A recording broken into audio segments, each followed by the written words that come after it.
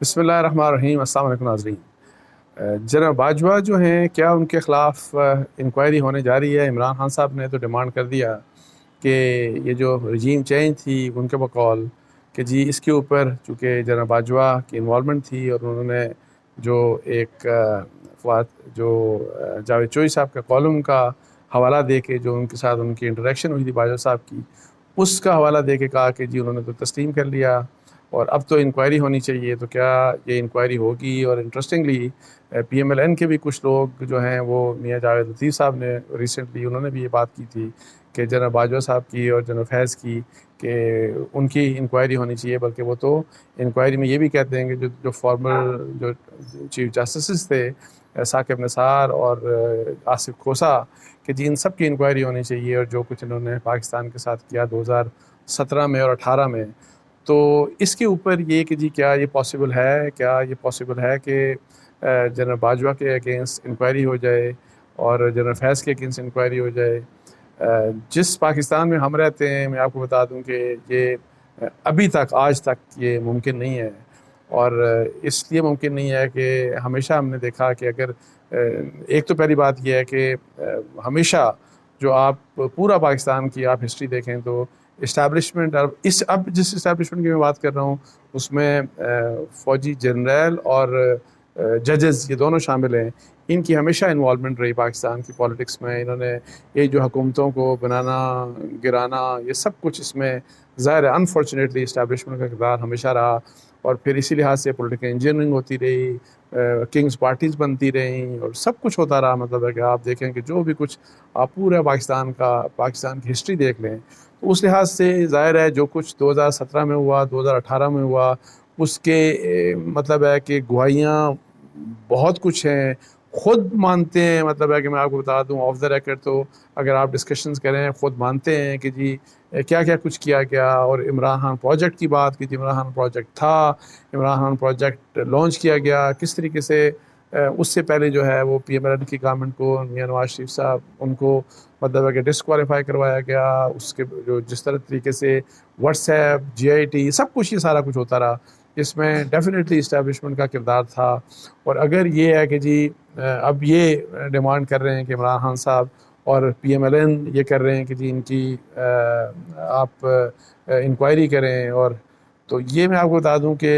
Inquiry इस किस्म की पाकिस्तान के पूरे आप तारीख़ देख लें कभी नहीं होती, कभी नहीं हुई और अभी भी नहीं होगी। और इसमें एक और बात जो असल में कि जो एक तो ये कि ये जो इस्टेब्लिशमेंट है जिसकी मैं बात कर रहा हूँ, और इस्टेब्लिशमेंट मैं अगेन जनरल्स और जजेस दोनों की बात कर रहा हूँ, कि वो एक दूसरे को अपने आप को प्रोटेक्ट करते हैं इस लिहाज से कि जी ताकि अपनी बरादरी जो है कि जी हम अगर जो भी कुछ करना है हमने अपने फोल्ड के अंदर करना है और इसका आवाम से कोई ताल्लुक़ ना हो, इसका सियासत से कोई ताल्लुक़ ना हो। हमने देखा कि आपको पता है कि शौकत सिद्दीकी साहब जो जज थे, जो सीनियर पूनी जज थे इस्लामाबाद हाई कोर्ट के, उन्होंने जब इस्टेब्लिशमेंट जब बात की कि किस तरीके से इन्फ्लुएंस किया जाता है इस्टेब्लिशमेंट की तरफ से, उन्होंने जनरल फैज़ का नाम भी लिया था। और ये कि जी किस तरीके से उनको इन्फ्लुएंस किया जाता है कोर्ट्स को, किस तरीके से मर्ज़ी के इस्टेब्लिशमेंट अपने मर्ज़ी के बेंचेस बनवाती है, अपनी मर्ज़ी के फ़ैसले करवाती है। तो ये इस चीज़ के ऊपर उनको निकाल दिया गया था और आज तक आप देखें कि उनकी अपील पेंडिंग है। उनको सुप्रीम जुडिशल काउंसिल के ज़रिए निकाल दिया गया और उन्होंने हालांकि ये नहीं कि उन्होंने कोई हॉबनॉबिंग की थी या उन्होंने कोई इस्टेब्लिशमेंट के कहने के ऊपर गलत, उन्होंने एक ख़राबी का जिक्र किया कि ख़राबी है जिस ख़राबी को दूर होना चाहिए। तो अनफॉर्चुनेटली बजाय इसके कि उस तरफ इंक्वायरी होती और जो वो कह रहे थे, जो उन्होंने एफिडेविट्स भी दिए, उसके ऊपर इंक्वायरी होती कि उनको कौन कौन मिलता रहा, क्या होता रहा, किस तरीके से बेंचेस बनते रहे, वो सब कुछ नहीं हुआ, कुछ भी नहीं हुआ। उनको सुप्रीम जुडिशल काउंसिल ने जो है वो उस वक़्त उन्होंने फ़ारिग कर दिया। उस वक़्त साकिब निसार, आसिफ खोसा, ज़ाहिर है ये लोग सुप्रीम कोर्ट में बैठे थे, इनको फ़ारिग कर दिया। और आज उसके बाद इन्होंने अपील की सुप्रीम कोर्ट में और आज तक अनफॉर्चुनेटली उनकी अपील को सुना ही नहीं जाता। अगर कहीं लगती है किसी बेंच में तो फिर वो एक एक एक दो हेयरिंग के बाद उसको फिर लटका दिया जाता है और आज तक मतलब वो जैसे शौकत सिद्दीकी साहब इंसाफ मांग रहे हैं। लेकिन एनी हाउ जो लोग, अगर कोई ये समझता है कि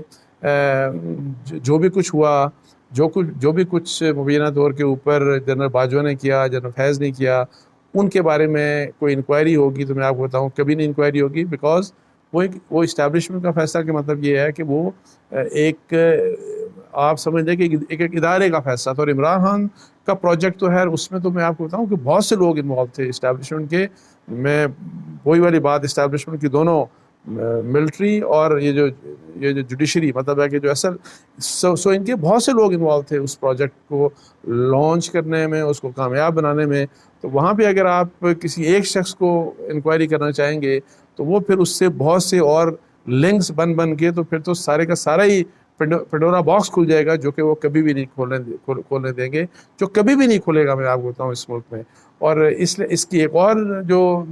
मसला ये है इसके साथ साथ कि अगर इमरान खान साहब ये कहते हैं कि जी जनरल बाजवा की इंक्वायरी की जाए और वो इस बुनियाद के ऊपर की जाए कि जो उनकी अभी हुकूमत चेंज हुई और वो कहते हैं कि जी उन्होंने चेंज करवाई, तो मुझे बताएं कि अगर जनरल बाजवा की अभी उन्होंने अभी की तो इंक्वायरी वो चाह रहे हैं, लेकिन वो 2 साल 3 साल पहले जो कुछ जनरल बाजवा साहब ने उनके मुताल्लिक किया, उसको क्या वो उसी तरह मतलब है कि उसके ऊपर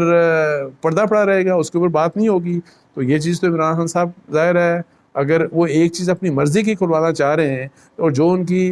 मर्ज़ी की नहीं है और जो मतलब है कि जो उन्होंने फ़ायदा लिया इस्टेब्लिशमेंट से, वो चाहते हैं तो उसके ऊपर तो पर्दा पड़ा रहे, लेकिन दूसरे के ऊपर आप बात करें। और इसी लिहाज से ये जो PMLN की ये बात करते हैं, तो मुझे ये बताएं कि PMLN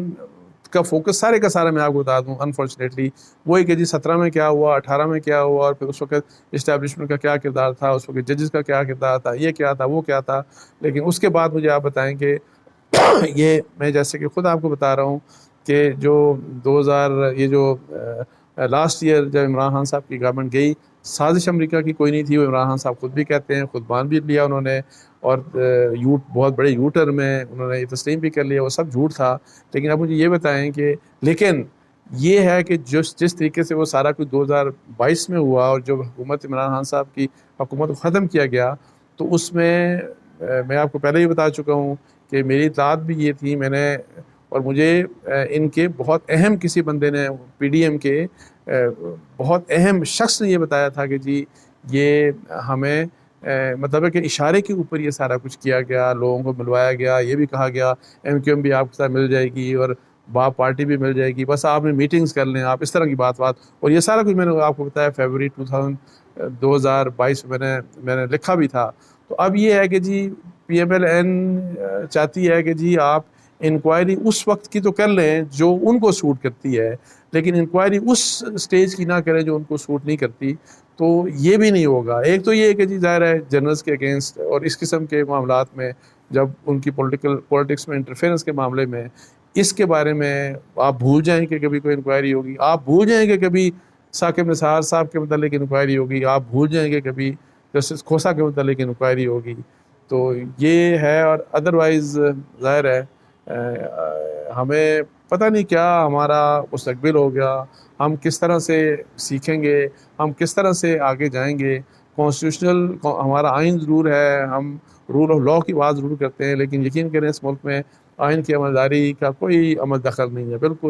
बिल्कुल किसी किस्म का भी नहीं है। और इसमें अगर आप ज़िम्मेदार ठहराते हैं, फ़र्ज़ करें किसी जनरल को ठहराते हैं, किसी जज को ठहराते हैं, तो इन सियासतदानों का भी बहुत बड़ा किरदार है। और सो ये जो ख़राबी है ना, आप ये कहें कि ये ख़राबी हुई 2017, 18, 19 में या 2022 में ख़राबी हुई और उस ख़राबी का ज़िम्मेदार एक फ़ौजी जनरल है या कोई 1-2 जजेज़ हैं, नॉट एट ऑल। उस ख़राबी की ज़िम्मेदारी आपकी सियासतदानों के ऊपर भी बहुत बड़ी ख़राबी की वो ज़िम्मेदारी आती है। और क्योंकि वो उस ख़राबी को, मतलब जो ख़राबी होती है जिसकी हम बात कर रहे हैं, जो पॉलिटिकल इंटरफेरेंस की या पॉलिटिकल इंजीनियरिंग की बात कर रहे हैं, वो सियासतदानों की शमूलियत के बगैर पॉसिबल होती ही नहीं है। और हमेशा, और ये सारे के सारे मैं बात कर रहा हूँ, सियासतदानों की बात कर रहा हूँ, बेशक आप PTI को देख लें, PMLN को देख लें, पाकिस्तान पीस पार्टी को देख लें, हर एक ने जिस वक्त सूट उनको किया वो पॉलिटिकल इंजीनियरिंग का हिस्सा बने, जिस वक्त उनको वो सूट किया उन्होंने अपना एक इंडिपेंडेंट व्यू लिया। आजकल जिस तरह इमरान खान साहब इंडिपेंडेंट व्यू लेके ये प्रेशर डाल रहे हैं, कोशिश किया है कि दोबारा मतलब है कि फ़ौज उनके साथ मिल के पोलिटिकल इंजीनियरिंग करे और इस हुकूमत को ख़त्म करे। और यही बात कि जब मियाँ नवाज शरीफ साहब को सूट किया तो उन्होंने इज्जत वोट को इज्जत दो का नारा लगाया, और जिस वक्त उनको उनको ज़रूरत पड़ी तो उन्होंने फिर आके तो वही बात कि जी वोट को इज्जत दो की बात करके तो उन्होंने आके एक्सटेंशन भी दे दी जनरल बाजवा को। और फिर 2022 में उनको बिल्कुल इतला थी, ये कोई अगर कोई कहता है कि जी के, और मैं सुन रहा था मेरा ख्याल है कि शायद मियाँ नवाज शरीफ साहब को नहीं पता था इन हालात का, तो मैं आपको बताऊँ मेरी जो इतलात हैं बिल्कुल मियाँ नवाज शरीफ साहब को पता था कि क्या कुछ हो रहा है, किसके इशारे के ऊपर हो रहा है। उनको बहुत बल्कि डराया गया था, उनको डराया वही वाली बात डराया गया था कि जनरल फैज़ साहब को आर्मी चीफ बना देंगे नवंबर 2022 में इमरान खान साहब, और जब वो आर्मी चीफ बनेंगे तो फिर आगे 10 साल का एक प्लान होगा, और जिसमें इनिशियली जो है वो बिल्कुल PMLN की जो लीडरशिप है उसको बिल्कुल ख़त्म कर दिया जाएगा, उनके खिलाफ करप्शन के केसेस बना दिए जाएंगे, हर एक को डिस्क्वालीफाई कर दिया जाएगा, बहुत सख्तियां कर दी जाएंगी। सो ये ड्रावा दे के तो ये कुछ किया गया। सो किसी को कोई लालच में आता है, कोई ड्रावा हो या व्हाटएवर, ये जो सारे का सारा जो खेल है, जो ख़राबी है, इस खराबी में अगर हम जनरल्स को की बात करते हैं और अगर हम जजेस की बात करते हैं तो हम पॉलिटिशियंस को इसमें उनको क्लीन चिट अनफॉर्चुनेटली नहीं दे सकते। और जब तक हमारे सियासतदान अपना रवैया नहीं बदलते, और ऐसा नहीं हो सकता, और ये सबको करना पड़ेगा, ये कंसेंसस के साथ होगा, ये सबको मिल के, ऐसा नहीं होगा कि जी कोई एक पॉलिटिकल पार्टी को जो सूट करता है तो इस वक्त वो एक पोजीशन इंडिपेंडेंट लेती है क्योंकि दूसरी जो है वो बदल जाती है अनफॉर्चुनेटली। सो सियासतदान जब तक सबक नहीं सीखेंगे, और सबक सीखने का मतलब ये है कि आपने हॉबनॉबिंग नहीं करनी इस्टेब्लिशमेंट के साथ। आपने अगर किसी दूसरे के साथ ज़्यादती हो रही है, आपके अपोनेंट्स के साथ ज़्यादती हो रही है, तो आपको ये कहना चाहिए कि उसके साथ ज़्यादती हो रही है। ऐसा नहीं हो सकता कि जी अपने साथ जो ज़्यादती हो और जब आप अपोजिशन में हो उस वक्त तो आप शोर मचाएं, जब हुकूमत में आएँ तो वही ज़्यादती अगर आपके अपोनेंट्स के अगेंस्ट हो रही हो तो उसको आप इंजॉय कर रहे हो, जो कि अनफॉर्चुनेटली PMLN भी करती है, पाकिस्तान पीपल्स पार्टी भी करती है, और PTI भी अनफॉर्चुनेटली उनका भी ये रवैया है। तो ये इस तरह से हालात मुल्क के नहीं बदल सकते। तो इसके साथ ही मुझे इजाज़त दीजिए। जज़ाकल्लाह, अस्सलाम वालेकुम।